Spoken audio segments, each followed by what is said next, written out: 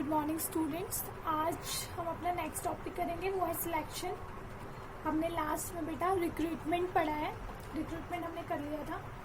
Recruitment में क्या था, हमने एप्लीकेशन इनवाइट की थी, एड्स दी थी कि हमारे यहाँ पे इतनी वैकेंसीज़ हैं। तो वहाँ पे हमने ये बोला था कि वो एक पॉजिटिव प्रोसेस है। वहाँ पे हम क्या करते हैं, हम चाहते हैं कि ज़्यादा से ज़्यादा लोग हमारे यहाँ पे जॉब के लिए अप्लाई करें। तो जहाँ पे रिक्रूटमेंट ख़त्म होती है, रिक्रूटमेंट कंप्लीट होती है, वहाँ से तुम्हारा किसका प्रोसेस शुरू हो जाता है, सिलेक्शन का। रिक्रूटमेंट में हमने क्या क्या पढ़ा था कि जो प्रोस्पेक्टिव एम्प्लॉयज़ होते हैं उनको ढूंढने के क्या थे, ढूंढने का एक प्रोसेस था।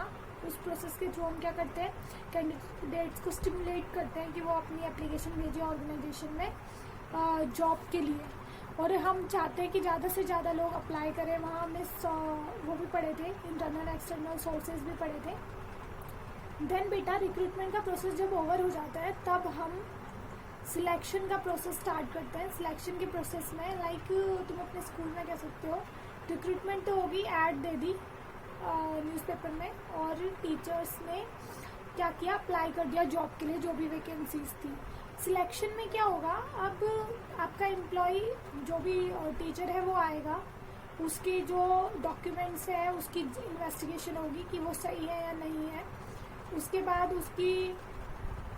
उसका इंटरव्यू होगा एक, उसके बाद उससे एक फॉर्म भी फिल करवाया जाता है। उसके बाद इंटरव्यू लेने के बाद कुछ उसके टेस्ट भी होते हैं। इंटरव्यू के अंदर कुछ उससे जो भी उसके टीचिंग का जो सब्जेक्ट है उससे रिलेटेड क्वेश्चन पूछे जाते हैं। उसके बाद उसका क्या होता है, डेमो होता है, तुम्हें पढ़ाता है वो आकर के। वहाँ पे हम देखते हैं कि एक्चुअली उसको है पढ़ाने का मेथड उसका अच्छा है या नहीं है। उसके अलावा बेटा कई जॉब्स ऐसी होती है जहाँ पे हमारा क्या होता है, जहाँ पे हम क्या करते हैं, मेडिकल एग्जामिनेशन भी करते हैं, बैकग्राउंड चेक होता है एम्प्लॉय का, है ना, कि उसका कोई क्रिमिनल रिकॉर्ड तो नहीं है। तो ये सारी चीज़ें होती है। लास्ट में हम उसको क्या कर लेते हैं, सिलेक्ट कर लेते हैं। सिलेक्ट करने में हम क्या करते हैं बेटा, जॉब ऑफर करते हैं उसको। सिलेक्ट करने में हम क्या करते हैं, हम उस पर्सन को जॉब ऑफर करते हैं, और लास्ट में हम एम्प्लॉयमेंट का कॉन्ट्रैक्ट बनाते हैं। ये सारी बातें तुम्हारी स्कूल में भी होती हैं। तो सिलेक्शन बहुत इजी कंसेप्ट है, इतना मुश्किल नहीं है सिलेक्शन तुम्हारा। एक्चुअली स्टाफिंग है पूरी इजी है, तो सिलेक्शन बहुत इजी है। ये याद रखना, ये नेगेटिव प्रोसेस है। अब जो तुमने वहाँ पे जब तुमने रिक्रूटमेंट की थी, तुम्हें चाहिए था कि ज़्यादा से ज़्यादा बंदे आए। अगर मैं बात करूँ, हमारा मैथ्स की अगर कोई पोस्ट खाली है, पीजीटी मैथ्स की पोस्ट खाली है, वो मुझे फिल करनी है, तो मैं चाहती हूँ कि क्या हो, उसमें ज़्यादा से ज़्यादा बंदे पार्टिसिपेट करें। बट मैं चूज़ तो एक को ही करूँगी, इसलिए हम कहते हैं recruitment is a positive process but selection is a negative process. क्योंकि इसमें हम क्या करते हैं, नंबर ऑफ एप्लीकेंट्स को क्या करते थे, रिड्यूस कर देते हैं। जितनी हमें चाहिए वहाँ तक हमें चाहिए 2 बंदे, और अगर 100 बंदों ने कर रखा है अप्लाई, तो हम उनको 2 पे ले आते हैं क्योंकि मुझे 2 ही चाहिए। तो सिलेक्शन नेगेटिव प्रोसेस होता है। सिलेक्शन का मीनिंग दे रखा है, it is a process of screening job applicants to ensure that the most appropriate candidates are hired. ये एक बहुत प्रोसेस है, एक बहुत बड़ा सिलेक्शन का आपका। इसके अंदर हम स्क्रीनिंग करते हैं, जांचते हैं, चेक करते हैं जॉब एप्लीकेंट्स की, जिन लोगों ने अप्लाई किया है उनको अच्छे से उनकी स्क्रीनिंग की जाती है। देखते हैं हम उनको अच्छे से, जांचते हैं कि क्या क्या उनके अंदर एसेंशियल जो हमें चाहिए, क्वालिफिकेशन, एक्सपीरियंस्ड, वो है या नहीं है। उसके बाद जो मोस्ट अप्रोप्रिएट कैंडिडेट होता है उसको हम सेलेक्ट कर लेते हैं, उसको हायर कर लेते हैं। सिलेक्शन प्रोसेस की डेफिनेशन, सिलेक्शन की डेफिनेशन दे रखी है, वो देख लेना आप अपनी एक। नेक्स्ट है steps involved in selection process. Selection process के अंदर क्या स्टेप्स होते हैं, पहला है प्रिलिमिनरी स्क्रीनिंग। सेकंड, इसके अंदर 2 पार्ट्स हैं, preliminary interview and filling up of the blank application form. Second one is selection test. Third one employment interview. Fourth references and background checks. Fifth selection and selection decision. Sixth medical examination. 7 job offer. 8th one is contract of employment. तो ये 8 steps हमें follow करने होते हैं। पहला बेटा preliminary screening. इस screening के अंदर क्या होता है, हम जो एप्लीकेशन हमने रिसीव की है एप्लीकेंट्स की तरफ से, उसको स्क्रूटनाइज करते हैं, उसको जांचते हैं। जांचना कैसा, वेरीफाई करना कि जो कैंडिडेट सारी क्वालिफिकेशन जो है जॉब के लिए जो हमें चाहिए ज़रूरी एसेंशियल उनको फुलफिल कर रहा है या नहीं कर रहा है.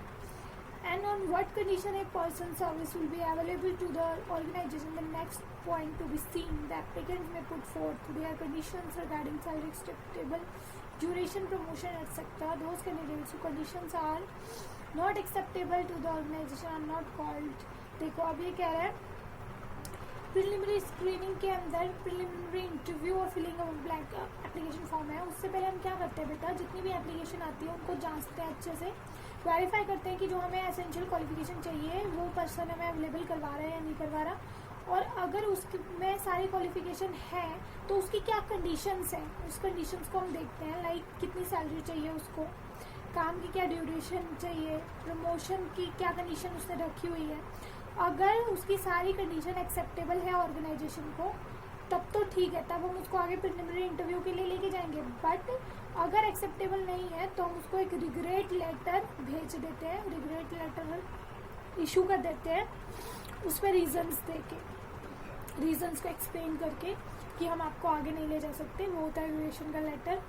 आगे thus by not calling the candidate of preliminary interview, the organizer prevent the loss of time and money both of the candidate and organization itself. ये कह रहा है जो पर्सन की कंडीशन आपको सूट करती ही नहीं है, ऑर्गेनाइजेशन में एक्सेप्टेबल है ही नहीं, अगर हम उसको आगे लेके जाएं तो ऑब्वियसली बात है हम ऑर्गेनाइजेशन का टाइम और पैसा भी वेस्ट करेंगे, साथ ही साथ उस पर्सन का भी टाइम और पैसा वेस्ट करेंगे.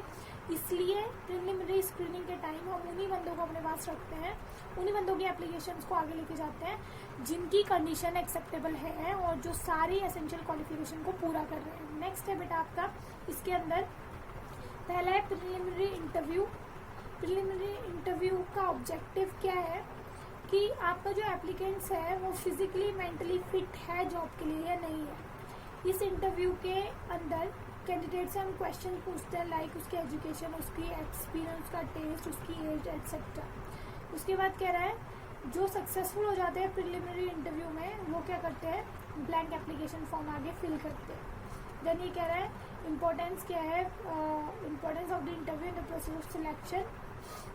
इससे हमें एप्लीकेंट्स के बिहेवियर का एक सैंपल मिल जाता है. अगर हम साथ फेस टू फेस किससे बात करें तो ऑब्वियसली बात है हमें पता चलेगा फिजिकली मेंटली कितना फिट है.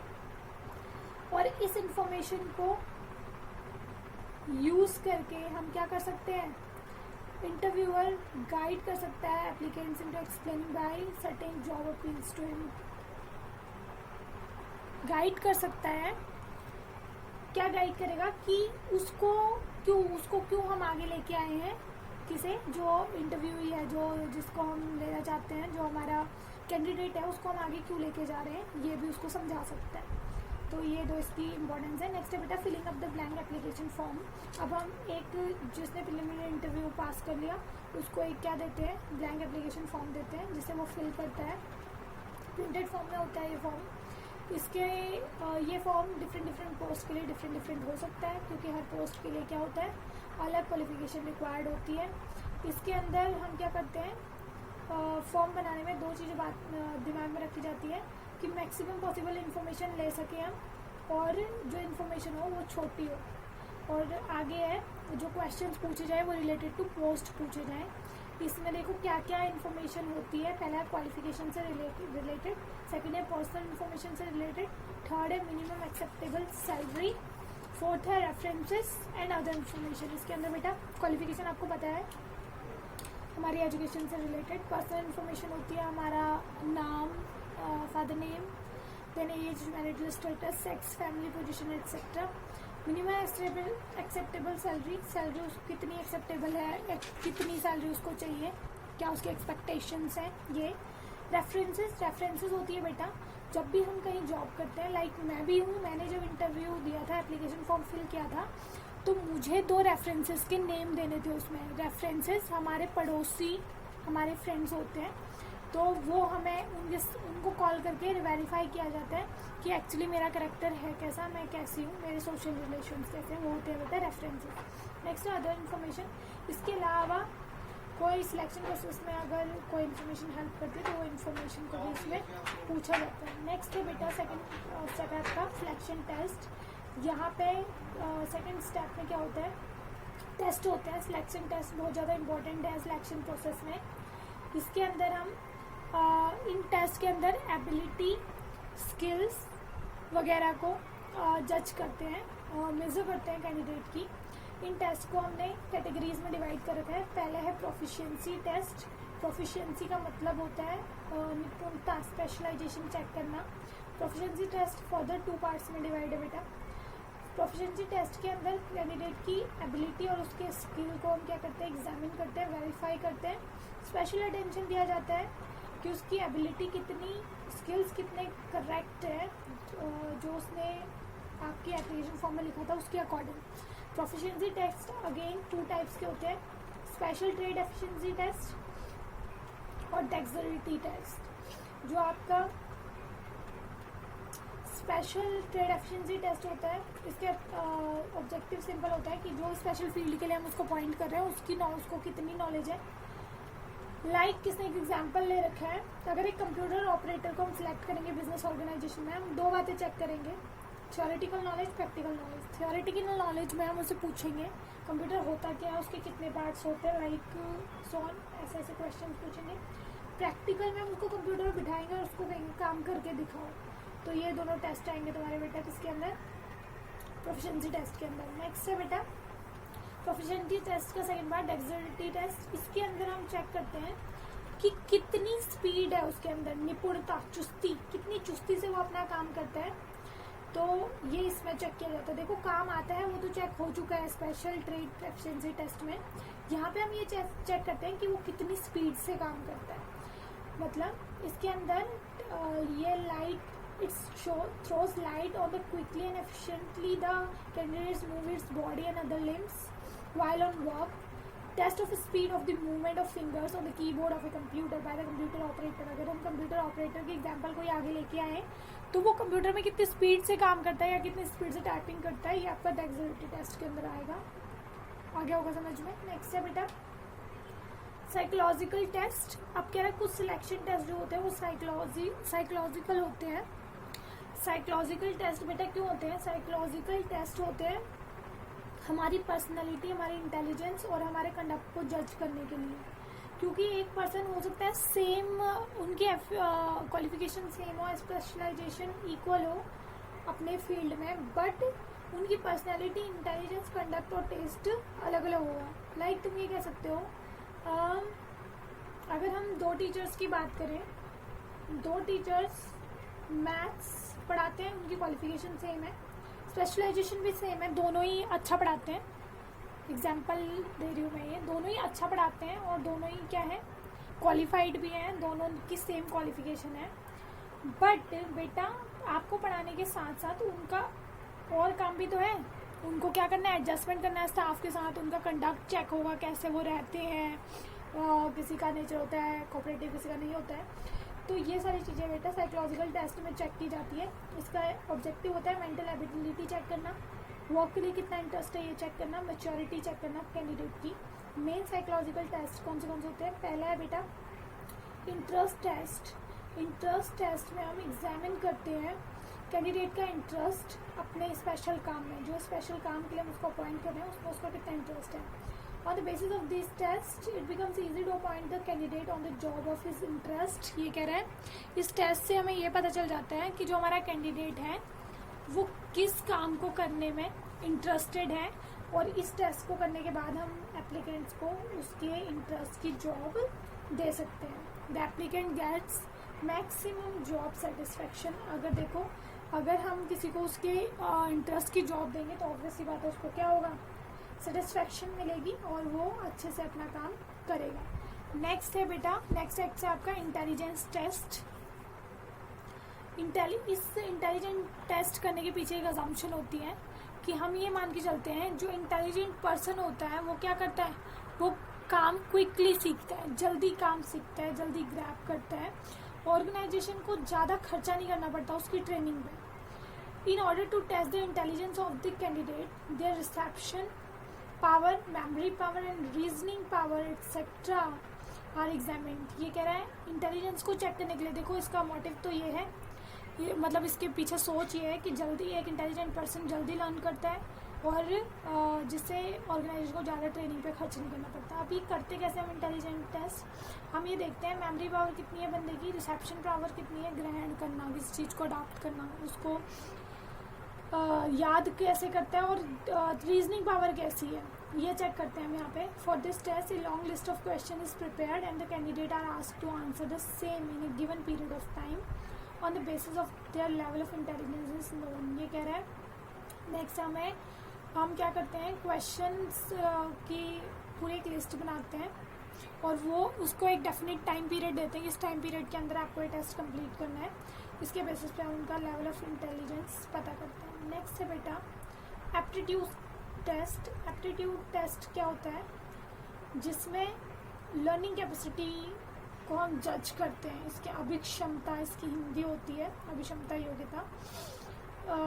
Through this test, efforts are made to know the hidden qualities of the candidate so that it is ensured he can be taught by training or not. In other words, the test of that measures the learning capacity of a candidate is called aptitude test. देखो, जो आपके aptitude test हैं वो क्यों किया जाता है, हम इसमें एफर्ट्स करते हैं कि इसलिए करते हैं ताकि हम कैंडिडेट की हिडन क्वालिटीज़ का पता कर सकें। इससे ये पता चल जाता है कि आपका कैंडिडेट ट्रेनिंग से सीख पाएगा या नहीं। इन अदर वर्ड्स, अगर अदर वर्ड्स में बात करें तो हम क्या करते हैं, लर्निंग कैपेसिटी को जज करते हैं यहाँ पे कैंडिडेट की, इसे हम कहते हैं एप्टीट्यूड टेस्ट। आगे है बेटा पर्सनैलिटी टेस्ट।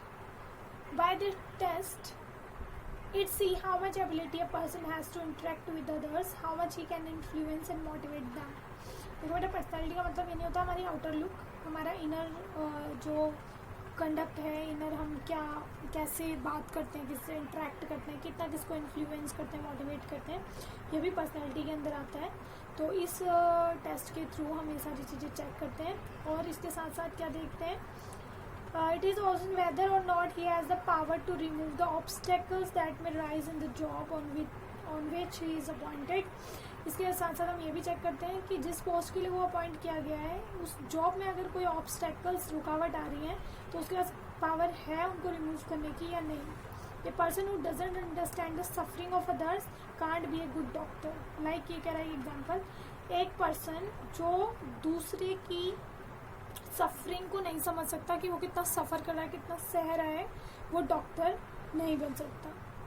तो ये है यहाँ पे पर्सनैलिटी टेस्ट। ये नेक्स्ट है लास्ट बेटा अदर टेस्ट। इनका मेन ऑब्जेक्टिव होता है understanding the candidate, his communication ability, mental maturity, writing ability, alertness etcetera.